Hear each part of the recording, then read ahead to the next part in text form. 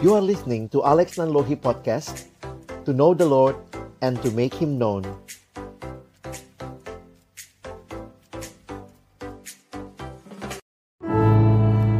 Bapa di dalam surga, kami mengucap syukur kesempatan pagi hari ini. Kami boleh datang beribadah, memuji, memuliakan nama-Mu. Dan tiba baginya waktu bagi kami untuk bersama-sama membuka firman-Mu.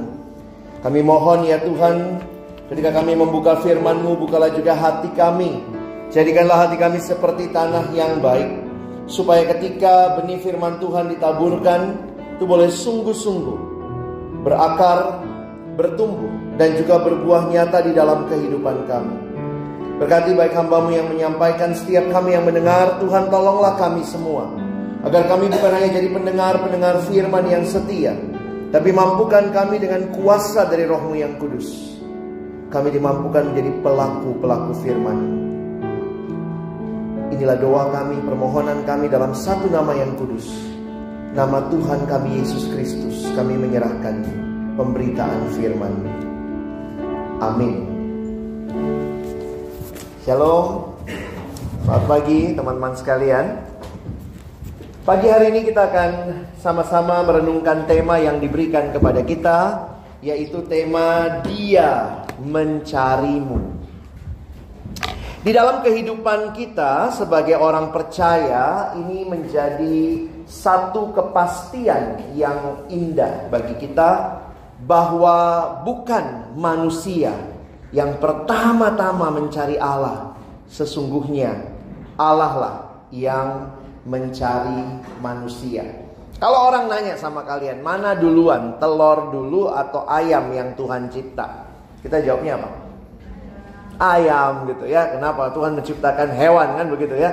Walaupun kita bisa langsung telur atau ayam, ayam duluan. Sekarang pertanyaannya, kalau Koko tanya, jadi Allah cari manusia atau manusia cari Allah? Nah, kita melihat bahwa realita yang Alkitab sampaikan kepada kita, bahwa manusia tidak mencari Allah, tetapi Allah lah yang datang mencari manusia.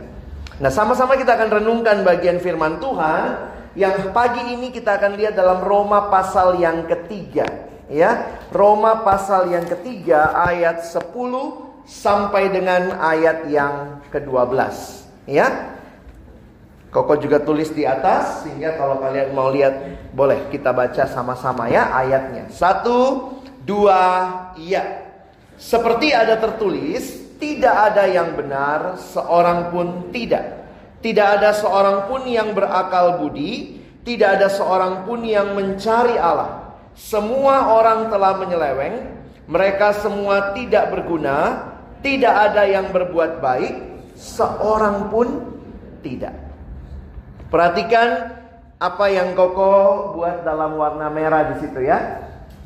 Tidak ada seorang pun yang berakal budi, tidak ada seorang pun yang mencari Allah. Ini realita manusia. Kamu bilang, loh tapi kan orang pada punya agama. Orang datang ke gereja, orang datang ke masjid, orang datang ke pura, orang datang ke wihara. Bukankah mereka mencari Allah? Kalau kita perhatikan lagi kalimatnya ya, kalau lihat dalam bahasa Inggris istilahnya, there is none who understands. Inggris pakai istilah itu, Indonesia menggunakan tidak seorang pun berakal budi. There is none who seeks after God. Apa sih yang Alkitab maksudkan ketika diberitahukan hal ini? Apa yang dimaksud dengan no one seeks God? Nah, Koko ingin aja kita lihat dua hal ya. Waktu dikatakan tidak ada seorang pun yang mencari Allah, apa yang Alkitab maksudkan? Nah, sebenarnya sejak kejatuhan manusia di Taman Eden, kalau kalian perhatikan, sejak awal kejatuhan manusia, kita mesti ingat dulu awalnya Allah yang menciptakan manusia. Tetapi kemudian manusia menolak Allah. Dan sejak itu dikatakan none of us really want to find Him. Rather we are running and hiding from Him in all we do. Jadi sebenarnya kalau kita perhatikan, manusialah yang pertama-tama melarikan diri. Dan disinilah kita melihat manusia dikatakan tidak ada yang sungguh-sungguh mencari Allah.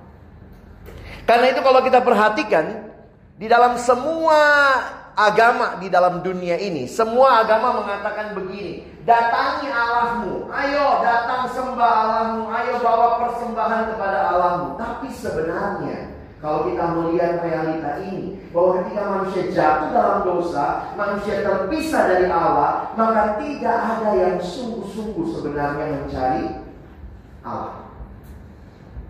Ada satu kutipan yang Koko ambil dari seorang bernama Timothy Keller. Dia mengatakan kalimat ini, ya, dia bicara tentang semua agama dan bedanya dengan kekristenan. Dia mengatakan, religion make us proud of what we have done. Karena merasa saya sudah mencari Allah. Religion make us proud of what we've done. But the gospel, Injil, make us proud of what Jesus has done. Semua agama mengatakan apa yang manusia sedang cari. Katanya manusia mencari Allah, tapi tidak ada satupun yang mencapai Allah. Tetapi Allah yang datang di dalam anaknya Yesus Kristus mencari kita. Nah, ini sebuah realita yang penting teman-teman pahami. Di tengah-tengah kalau kita lihat semua orang kok bilangnya cari Allah, beragama, tapi ternyata tidak ada yang sungguh-sungguh mencari dan menemukan Allah. Karena manusia sudah jatuh di dalam dosa, manusia berupaya mencari Allah, tapi tidak bisa berjumpa dengan Allah yang benar. Sehingga yang pertama ini menolong kita melihat bahwa memang dosa punya konsekuensi. Manusia terpisah dari Allah. Tapi ada arti kedua. Apa artinya tidak seorang pun mencari Allah? Ini yang kedua, masalah motivasi. Kalaupun kamu bilang, iya tapi dia kan cari Tuhan tuh, hari Minggu ke gereja. Nah dengar nih, motivasi mencari Tuhan adalah untuk mendapatkan berkatnya. Jadi ini yang dimaksud ketika Alkitab berkata, tidak ada seorang pun yang sungguh-sungguh mencari Allah. Karena yang mereka cari bukan Allahnya, tapi berkatnya. Inilah gak tulusnya manusia. Senang gak kamu kalau kamu punya teman? Temenan sama kamu hanya untuk memanfaatkan kamu. Terus ketahuan, oh lu temenan sama gue cuma untuk manfaatin gue ya. Alkitab juga mengingatkan kepada kita melalui ayat yang sama. Ini masalah motivasi. We love the gift more than the giver. Koko punya teman Koko ini punya anak satu, cowok. Waktu anaknya ini masih balita, sekarang sih sudah SMP ya. Tapi waktu anak ini masih balita, unik juga nih. Anak laki-laki kan suka mainan gitu ya. Nah jadi kalau papanya kemana-mana dia selalu minta mainan. Tapi unik nih, mainannya yang dia suka itu bukan pistol, bukan mobil-mobilan, bukan pesawat terbang. Dia senangnya kereta api. Jadi mungkin karena tinggalnya dekat rel kali ya. Jadi dia setiap kali papanya pergi, bilangnya, Papa beliin adek kereta api. Jadi kalau papanya pergi kemana-mana selalu bilang, jangan lupa Pak, kereta api. Itu masih kecil gitu ya. Nah menariknya waktu papanya misalnya kalau pas tugas keluar kota, pas telepon anaknya, nak kangen papa nggak? Kangen pak, papa cepet pulang ya, papa jangan lupa kereta api. Jadi begitu papanya pulang, anaknya lari langsung nyambut, papa, papanya dipeluk, lalu langsung tagih, papa mana? Kereta api. Jadi begitu bapaknya kasih kereta api, mainan kereta api, anaknya biasanya langsung lari tuh, main sama kereta api. Padahal mungkin bapaknya masih mau peluk-peluk, udah kangen begitu ya. Jadi sekarang Koko tanya nih, anaknya kangen papanya atau kangen kereta api? Kangen papanya karena papanya bawa kereta api. Tapi sebenarnya siapa yang dia lebih kangen? Kereta api. Sometimes we love the gift, not the giver. Kamu dikasih uang sama papa mama seneng ya. Tapi kalau dipeluk-peluk udah gak mau, apa sih peluk-peluk? Gitu ya. Do you love the gift, not the giver? Somehow ini jadi realita yang kita harus pahami juga, bahwa seringkali manusia yang dikatakan mencari Allah tidak sungguh-sungguh mencari Allah. Pertama tadi masalah dosa yang memang memisahkan manusia dengan Allah. Sejak zaman Eden manusia tidak mau cari Allah. Tapi ketika kita melihat manusia yang dikatakan mencari Allah pun, ternyata bukan Allah yang dicari, cuma berkat-berkatnya. Karena itu Timothy Keller kasih kalimat lagi nih. Menarik kalimatnya ya. Religious people find God useful. Berguna buat saya. Oh, Allah ini banyak berkatnya. Okay, He is useful for me. But the gospel, Christians find God beautiful. Harusnya kita mengasihi Tuhan karena siapa Dia, bukan hanya karena berkat-berkatnya. Jadi waktu Alkitab mengatakan kepada kita tidak ada seorang pun yang mencari Allah, realita ini yang dibukakan kepada kita. Dan perhatikan kalimat berikut. Sebenarnya bukan manusia yang sedang cari Allah, tapi Allah lah yang mencari manusia. Seorang teolog juga bernama R.C. Sproul, aku ambil beberapa kutipan buat kita pagi ini ya. Dia mengatakan, we do not find God as a result of our search for Him. You are not finding God, tetapi we are found by Him. The search for God does not end in conversion. Jadi dia mau mengatakan ketika Allah datang mencari kita, kita boleh kenal Dia, kita boleh bertobat, kita boleh lahir baru. Itulah awal kehidupan kita. Nah teman-teman, ini sedang deket Natal nih ya. Jadi Koko mau kaitkan tema ini dengan Natal supaya kita mengerti dengan jelas bahwa Natal adalah satu peristiwa yang sangat unik di dalam sejarah. Kenapa kita merayakan Natal?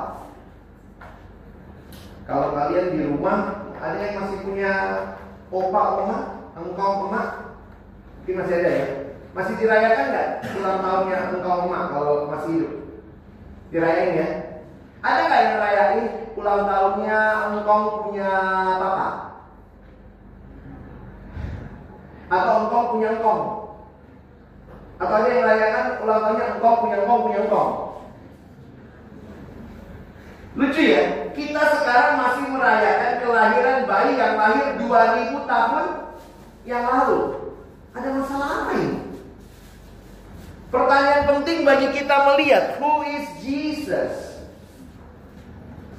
Why is He so special?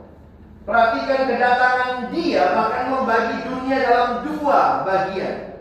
Sebelum Kristus, BC, before Christ, dan sesudah Kristus, AD, Anno Domini. Dari bahasa Latin anno berarti tahun, annual dari kata anno, annual, Domini berarti Tuhan atau Tuhan, tahun Tuhan kita. Siapakah Dia yang kehadirannya dalam sejarah membelah sejarah menjadi dua? What's so special about Jesus? Ada seorang anak nanya sama mamanya karena lagi Natalan gitu ya. Ini anak TK nih tanya, Mami, what is Christmas? Oh, maminya bilang, oh, Christmas is Jesus' birthday. Oh, how come?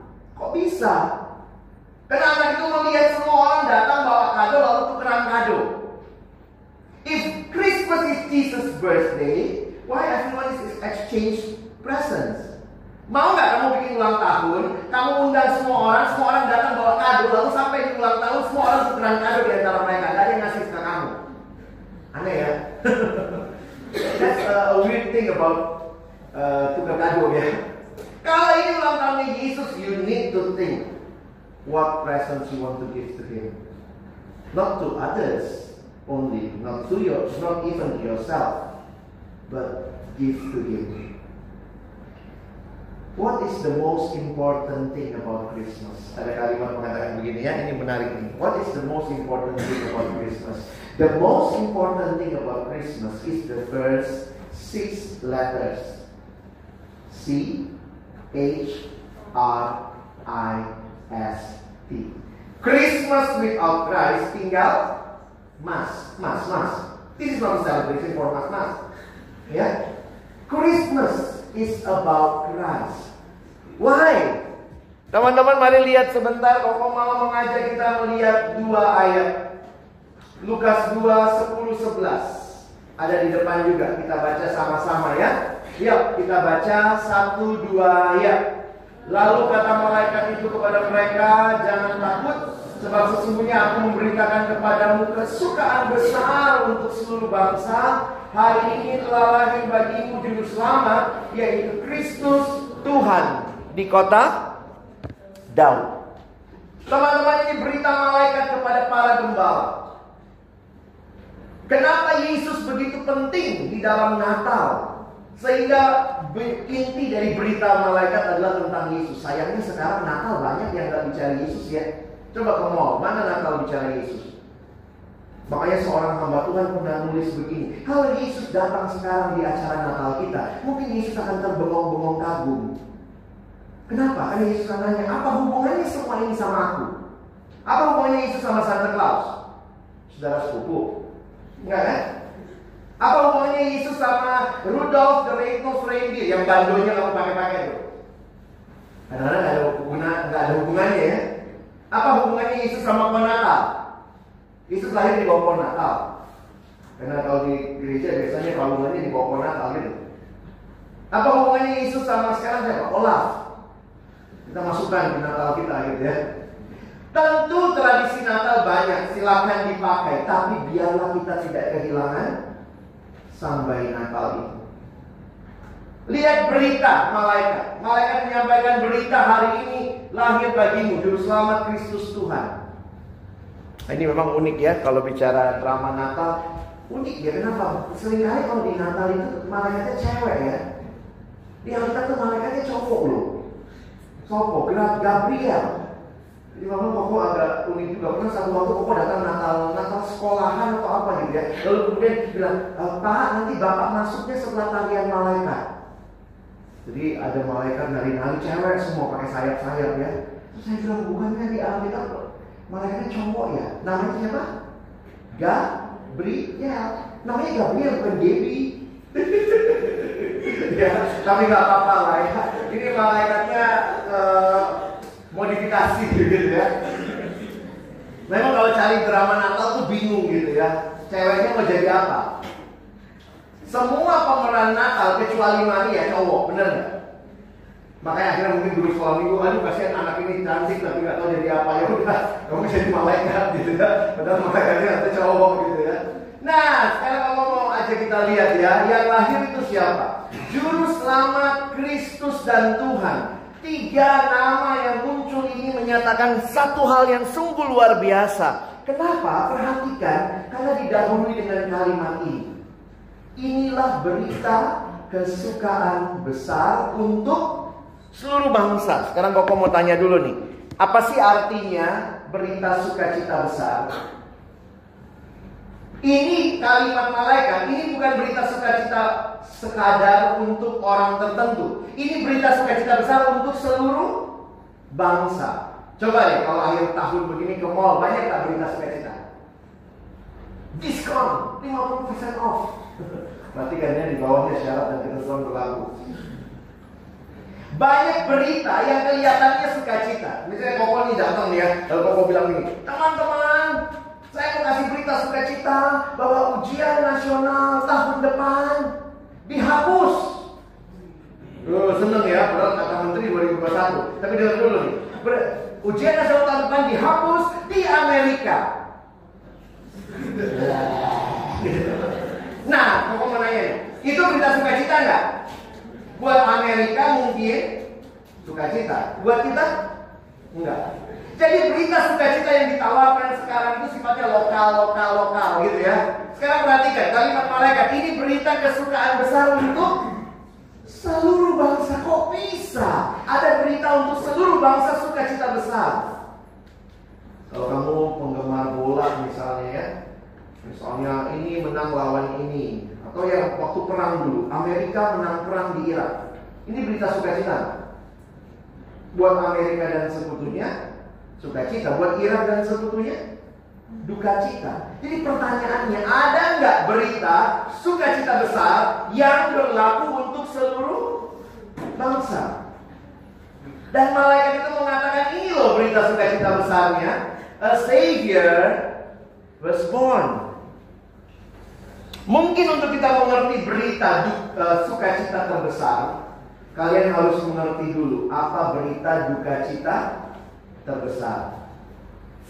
Kalau kamu nggak pernah sadar berita duka cita terbesar, kamu pun nggak pernah menikmati berita sukacita besar. Orang kalau dia nggak sadar dia sakit, misalnya dia nggak sadar dia sakit gitu ya, maka ada dokter di depannya pun itu nggak ada gunanya buat dia. Aku nggak sakit kok. Tapi kalau orang sadar dia sakit, ada dokter, wow, itu berita sukacita. Apa berita duka cita terbesar di dunia? Inilah beritanya, bukan masalah ekonomi, bukan masalah pendidikan, tapi Alkitab berkata, berita duka cita terbesar adalah semua manusia telah berbuat dosa dan kehilangan kemuliaan Allah. Siapa yang berbuat dosa? Manusia. Apakah ada klasifikasinya? Yang miskin yang berdosa, yang pintar nggak berdosa, yang bodoh-bodoh ini yang berdosa. Kalimat Alkitab jelas, all have sinned. Inilah berita duka cita terbesar bahwa semua manusia berdosa. Dan ingat, di dalam dosa sejak kejatuhan di Taman Eden, manusia menjadikan dirinya lah segalanya. How do you spell sin? S-I-N. What is sin? Ada yang mengatakan sin is the I in the center. Aku yang paling utama. Akulah segala-galanya. Inilah yang manusia nikmati di dalam dosa. Sehingga sejak di Taman Eden manusia berontak kepada Allah, boro-boro cari Tuhan. No, manusia tidak cari Tuhan. Dosa bahkan membelenggu manusia.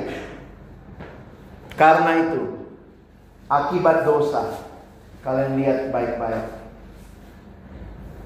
hidup dalam ketidakpastian. Kalau ada anak remaja galau terus, saya kadang-kadang mikir gitu, kok galau kok, kenapa sih? Jangan-jangan ada dosa yang kau gak bereskan di hadapan Tuhan. Kenapa? Kalau kita hidup dalam Tuhan, harusnya kita punya kesenangan. Kalau galau terus, periksa hidupmu. Ada rasa bersalah, ada rasa kekosongan, ada rasa frustasi, ada rasa keterikatan. Nah, ini yang dosa bawa dalam hidup kita. Karena itu tidak heran kalau kita mengatakan upah dosa adalah maut. Roma 6 ayat 23a. Upah dosa adalah maut. Kalau upah dosa adalah maut, maka lihat, ini yang terjadi. Sin, the result is only hopeless end. Akhir yang tidak punya pengharapan. Dalam dosa manusia mati. Jadi kalau dikatakan manusia cari Tuhan, tidak mungkin. Alkitab memberikan fakta kepada kita, manusia mencari dirinya sendiri, manusia menjadikan dirinya sendiri sebagai Tuhan, dan karena itu upah dosa adalah maut. Ini ujungnya, hopeless end. Karena itu waktu Koko dapat gambar ini pertama kali, kalian lihat gambarnya ya. Kalau kalian googling, ini disebut Peter drowning, Petrus tenggelam. Nah, ini perspektifnya Petrus sebenarnya. Jadi Petrusnya lagi tenggelam, lalu di atas air ada Yesus, lalu Yesus mengulurkan tangan. Kira-kira begitu ya. Jangan salah lihat, jangan kau pikir ini Petrus tenggelam. Yesus tenggelam. Oh, enggak ya. Perspektifnya begitu tuh. Bahwa Petrus lagi tenggelam, dia lihat ke atas, lalu Yesus mengulurkan tangannya. Pertama kali Koko lihat gambar ini, Koko nangis. Kenapa? Saya katakan, Tuhan terima kasih. Manusia tidak dapat menyelamatkan dirinya sendiri. Kau bilang kau cari Tuhan? Sebenarnya tidak. Kita sedang tenggelam di dalam dosa. Tuhan yang datang cari kita. Dosa itu masalah kita. Dosa itu masalahnya kita, tapi solusinya bukan dari kita. Sin is our problem, but the solution is from God. Jesus Christ, the God solution. Jadi waktu merayakan Natal, saya melihat luar biasa ini. Natal adalah bukti Allah cari manusia. Amin. Natal membuktikan kepada kita, we need a savior. Kalau teman-teman bisa selamatkan dirimu, kenapa Yesus mesti datang? Harusnya malaikat gak bilang dong ya, hari ini berita sukacita nih. Kenapa? Yang datang juru selamatmu. No. Manusia dalam dosa tidak punya solusi. Upah dosa cuma mau. Tetapi di dalam Kristus, dia datang sebagai solusi. Searching answer to life, Jesus. Have you found him? Koko senang kumpulin gambar seperti ini ya, karena picture speaks 1,000 words katanya ya. Cari di mana ini keyboard S-nya 2 begini ya? Demi kepentingan ilustrasi. Apa yang kita pelajari? Lihatlah sejarah, lihatlah Natal, lihatlah bukti Allah mencari manusia. Memang orang bilang, aduh Tuhan ini kok kayaknya tidak sungguh-sungguh. Lihat aja janjinya, masa jatuhnya di zaman Adam dan Hawa, keselamatannya ribuan tahun kemudian. Tapi ada kalimat Alkitab, ayat ini bagi saya menarik. Kita baca sama-sama ya, 2 Petrus 3 ayat 9. 1, 2, ya. Tuhan tidak lalai menepati janjinya. Sekalipun ada orang yang menganggap sebagai kelalaian, tetapi ia sabar terhadap kamu, karena ia menghendaki supaya jangan ada yang binasa, melainkan supaya semua orang. Kalau Tuhan masih kasih waktu, mana Tuhan janjimu mau datang kedua kali? Datang pertama aja lama banget, ditunggu dari Adam dan Hawa ya. Bayangkan ya, Adam dan Hawa jatuh dalam dosa, datangnya ribuan tahun kemudian. Tapi Tuhan datang, yes, dia datang. Sejarah mencatat bukan manusia cari Allah, Allah yang cari manusia. Ketika dia balik ke surga, dia datang, dia menyelamatkan kita, dia balik ke surga, dia janji akan datang kedua kali. Banyak orang bilang, mana Tuhan dari dulu bilang mau datang, gak datang. Ingat kalimat ini. Tuhan belum datang, kasih kesempatan kita bertobat sebenarnya. Makanya Paulus bicara tentang waktu, tentang timing. Kita lihat ya ayatnya, Galatia 4, 1, 2, ya. Tetapi setelah genap waktunya, maka Allah mengutus anaknya yang lahir dari seorang perempuan dan takluk kepada hukum Taurat. Ia diutus untuk menebus mereka yang takluk kepada hukum Taurat, supaya kita diterima menjadi anak. Renungkan lagi Natal sekali lagi. Natal bagi saya mematahkan kesombongan manusia. Manusia selalu bilang saya mau cari Allah, tapi Natal justru mematahkan kesombongan kita. Tidak ada satupun yang cari Allah, karena itu Allah yang harus datang cari manusia. Inilah keindahan kekristenan. Semua agama bilang datangi Allahmu, bawa persembahan, ayo dekatkan diri kepada Tuhan. Kristen mengatakan sebelum kau bisa mendekatkan diri kepada Tuhan, ingat Tuhan yang datang dekat denganmu. Kok nggak habis pikir ya? Pencipta jadi ciptaan. Pernah mikir ya? Kalau misalnya gini ya, Koko ini ya udah segede ini ya. Lalu tiba-tiba Koko jadi bayi Yesus yang mungil di kandang domba. Bisa nggak berubah? Kalaupun bisa berubah, numpang tanya, itu berubahnya sama nggak seperti pencipta jadi ciptaan? Enggak. Koko misalnya dari manusia yang udah agak tua ini berubah jadi bayi, itu namanya berubah juga, tapi masih satu kategori. Kategorinya apa? Manusia. Cuman dari manusia gede berubah jadi manusia kecil. Hanya satu kategori. Ada lagi yang bilang gini, oh coba kok bayangannya begini, bagaimana misalnya ada manusia bisa berubah jadi kucing. Ada yang bilang gitu ya, orang Jawa tuh percaya itu tuh jadi-jadian kucing itu dia bisa berubah. Manusia berubah jadi kucing. Manusia berubah jadi kucing pun masih belum sama dengan ini. Masih satu kategori. Ciptaan berubah jadi ciptaan lain. Yang terjadi di kandang Betlehem, yang terjadi adalah pencipta jadi ciptaan. Wow, ini beda kategori. Seorang teolog bernama Martha Dorn, dia bahkan mengatakan, can you imagine Christmas? Pencipta jadi ciptaan itu sama seperti tukang sepatu jadi sepatu. Can you imagine? Itu yang namanya beda kategori. Tukang sepatu jadi sepatu. Tapi kenapa dia melakukan seperti itu? Apa tujuannya Yesus datang ke dalam dunia? Yesus lagi studi tour? Studi banding? Oh, lagi LinkedIn. Biar belajar cara cuci piring gitu ya. Banyak orang LinkedIn nggak pernah cuci piring di rumah. Oh, belajar cuci piring gitu. Satu ayat mengingatkan kita. Kita baca sama-sama ya. Matius 1 ayat 21. 1, 2, iya.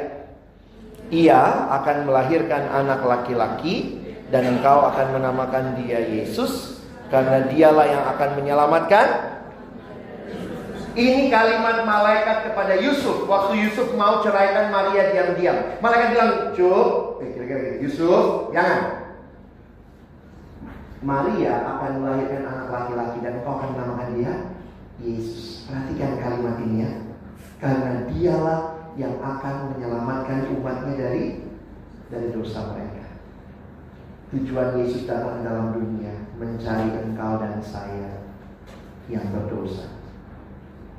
Karena itu satu dekorasi Natal yang paling pokok ingat. Ini dekorasi yang paling berkesan ya. Ini dekorasi paling sederhana tentang Natal yang Koko pernah lihat, tapi paling berkesan. Kira-kira kalau Koko gambar ulang kayak gini ya, ya pasti lebih bagus waktu itu ya. Ada seorang teman saya, dia bikin dekorasi Natal. Di sudut kanan panggung dia gambar, dia buat palungan. Lalu di sudut kiri panggung dia buat bukit Golgota. Lalu dia bikin jalan, mau menunjukkan bahwa sang bayi Natal ini tidak tinggal jadi bayi yang kecil. Dia bertumbuh besar, dia melayani, dia menderita, bahkan mati dan bangkit demi menyelamatkan kita. Natal tidak bisa jadi peristiwa tunggal. Kita harus lihat ada Jumat Agung, ada Paskah. Yesusnya kan gak terus-terusan kalau Yesus terus-terusan begini kan gak gede-gede, saudara ya. Karena itu waktu Koko dapat gambar ini menarik ya. Ini gambar dari Yesus lahir siluetnya sampai Yesus bangkit. Tapi pertanyaan saya, di mana Yesus bilang sudah selesai?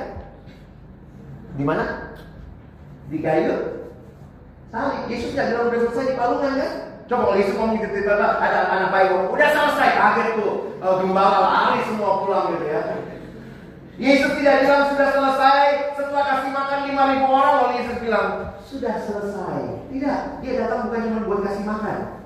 Yesus tidak ngomong sudah selesai, habis dia jalan di atas air, sudah selesai. Dia datang bukan buat akrobat. Yesus bilang selesai di mana? Di kayu salib. Karena disitulah dosamu dan dosaku diselesaikan. Yesus bayar harga yang sangat mahal untuk penebusan kita. Seorang hamba Tuhan bernama Billy Graham mengatakan kalimat ini. Allah membuktikan kasih-Nya pada kayu salib ketika Kristus digantung berdarah dan mati. Itulah saatnya Allah berkata kepada dunia, I love you. Kita cari Tuhan? No, Tuhan yang cari kita. Dia cari kita, bahkan dia menyerahkan hidupnya supaya engkau dan saya selamat. He just want to say, I still love you. Kalimat ini jadi like this ya, Koko senang ya. If we are looking for a definition of love, we should look not in a dictionary but at Calvary. Kasih Tuhan dinyatakan di Calvary. God is love and Jesus proves it. Kalau kita sekarang bilang gimana love anak sekarang? Salam gitu ya. Ya kok salah gitu ya. Kok punya slide nih ya. Ada yang bilang gini, this is not love, but this is love. For us, love is from God, shown at the cross. Oke? Jadi masih ragu, aku cari Tuhan atau Tuhan cari aku? Tuhan yang cari kita dulu. Karena dia cari kita, sekarang kita bisa cari dia. Karena dia cari kita, dia temukan kita bisa datang kepadanya. Dan yang menarik, lihat kalimat ini ya. Ini kalimat Pastor Rick Warren. Jesus turned your hopeless end into endless hope. Okay? So how should we celebrate Christmas? Gimana merayakan Natal? Kalau ada yang merayakan Natal, pertanyaannya apa? Ya ini harusnya prepare your heart. Tadi lagunya kan kita suka nyanyi gitu kan. Joy to the world, the Lord is come. Let earth receive her King. Di mana receive-nya? Let every heart prepare him room. Kadang-kadang orang lupa gitu ya, bahwa Natal itu tentang Yesus. Waktu Koko pimpin acara Natal, lalu MC-nya bilang begini, baik saudara, kita tiba pada acara puncak malam ini. Jadi setelah kebaktian ada perayaan, lalu MC bilang, baik saudara, kita tiba pada acara puncak kita malam ini, yaitu makan malam bersama. Ya elah, puncaknya itu loh, bukan khotbah saya puncaknya. Puncaknya makan malam. Kalau makan malam jadi puncaknya, ganti lagunya. Kan lagu itu ada Indonesia ya. Hai dunia, gembiralah dan sambut rajamu. Di mana sambutnya? Di hatimu, terimalah. Tapi kalau Natal tentang makanan, ganti lagunya. Hai dunia, gembiralah dan sambut makanan. Di mana nyambutnya? Di perutmu, terimalah makanan yang banyak. No, Christmas is not only a celebration. Natal bukan sekadar perayaan. Natal adalah perubahan. Dia cari kita. Christmas is not so much about opening presents as opening our hearts. Ada lagu ini ya, Koko senang lagu ini. Dia mengatakan Christmas isn't Christmas till it happens in your heart.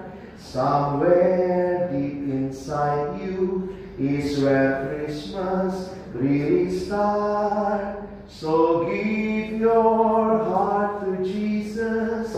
You'll discover when you do that Christmas really Christmas for you.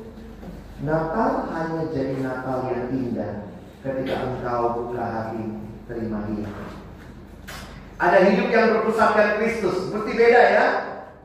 Punya komitmen untuk berubah. Tuhan, kau sudah cari aku. Kau cari aku untuk menyelamatkan aku dari dosa, maka aku harusnya tidak lagi hidup dalam dosa. Ada hidup yang ditanggalkan. Ini istilah Alkitab, tanggalkan kayak baju ya. Bukan tinggalkan saja, dia pakai kalimat tanggalkan kayak baju, tapi kenakan yang baru. Mari sekarang hidup sungguh-sungguh, bangun hidupmu dalam firman. Baca Alkitab, baca kitab suci, renungkan itu. Bersyukur buat komunitas. Kalian punya komunitas di sini, nikmati ya. Hidup dalam komunitas. Dan ini yang harus ditanggalkan ya. Kalian harus punya hidup yang berbeda dengan dunia. Gimana cara belajarmu? Cara bergaulmu harusnya beda. Kalau sungguh-sungguh Tuhan sudah datang cari kita, saya terima Dia dalam hati saya. You need to live a different lifestyle. Kalau sudah pacaran, mau ingatkan ya, true love waits. Jaga kekudusan. Makanya saya banyak tidak rekomendasi anak remaja pacaran. Kenapa? Karena belum bisa tanggung jawab. Jaga kekudusan. True love waits. Waits pada waktunya. Ada kalimat kecil di belakang. Kalian nggak di bawahnya. Kalian lihat nggak? Save it until marriage. Banyak orang langgar kekudusan. Masih pacaran sudah kayak suami istri. Ih, ngeri banget. Banyak orang buka kado sebelum ulang tahun. Ini jadi perenungan buat kita. Oke? So, bagaimana dengan kita? Kalau Dia datang cari kamu, maukah sekarang kau hidup bagi Dia? Cari Tuhan sungguh-sungguh, karena Dia sudah hadir buat kita. Selamat menyambut Natal. Tuhan Yesus memberkati. Mari kita berdoa. Bapa Surgawi, terima kasih buat firman-Mu yang kembali meneguhkan kami di tengah-tengah angkatan yang bengkok hatinya dan jauh dari Tuhan ini. Tapi kami diberi kesempatan mendengar berita Injil itu sekali lagi. Kau datang mencari dan menyelamatkan kami. Tolong kami Tuhan yang sudah mengalami karya kasih-Mu, boleh mencari Engkau sungguh-sungguh dalam segenap hidup kami. Meresponi kasih-Mu bagi kami. Kami mau hidup dalam ketaatan sejak kami muda. Kami mau punya cara hidup yang berbeda dengan dunia. Bukan hidup mempermalukan Tuhan, tapi kami mau hidup mempermuliakan Tuhan. Biarlah Natal bukan sekadar perayaan, tapi Natal sungguh-sungguh menjadi perubahan bagi hidup kami. Terima kasih Kau datang mencari kami, dan ini kami yang rindu hidup hanya bagi-Mu. Di dalam nama Tuhan Yesus yang mengasihi kami sudah berdoa dan bersyukur. Amin.